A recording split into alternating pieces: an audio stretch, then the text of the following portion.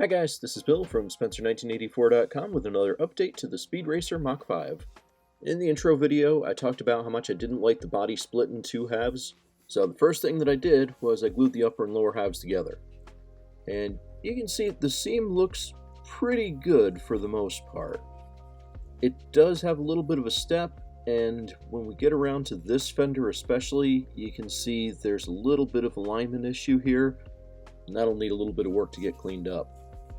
And since I still need access to get to things like the interior assemblies, what I did was I cut across both rockers and then across the back here, so I can just pull the chassis out, and I'm left with pretty much a standard model kit body shell. And I've also started doing a little bit of work, some sink marks here that need to be filled in, a couple more inside the fins, but now I don't have to worry about dealing with that side seam after it's painted. And also, I can work on the chassis by itself. I added a shim on each side to kind of make up for the saw blade width, and at this point I think that kind of cleaned it up enough that I don't need to do any other modification work to it. What I did do though is I started in on some of the greebles around the engine bay. Just kind of got those cleaned up and some of them glued together.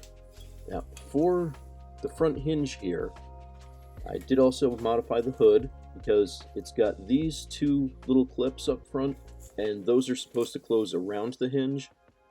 But what I wanted to do is I wanted to make it so that I could pop it in and out like this, and that'll leave it so it can still hinge. And if I did it right, once I've got the bottom of the hood glued on, I'll be able to snap the whole clamshell over that hinge after it's all finished and painted. And the last thing is I did start work on the engine. Now the design looks like it was inspired by the Ferrari engines of the era, so that's what I'm kind of going with for paint and detail.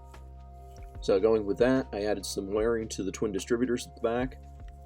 I do still need to add something to the intakes, probably fuel lines, maybe some linkage.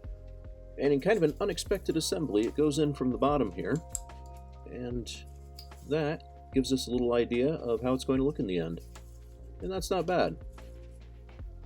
I also assembled and painted the rear axle, and doing a real quick and dirty fit, got kind of an idea on what the wheelbase is going to look like for it. So that's where things are this week. A lot of work, not a lot of really visible progress, but I'm happier now with where the kit is than I was when I first started. I think doing the body like this is going to make a huge difference.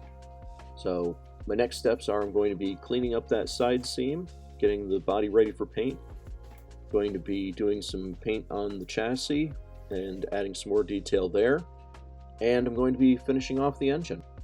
So I will have an update on all of that next week. You can check back then, and thanks for watching.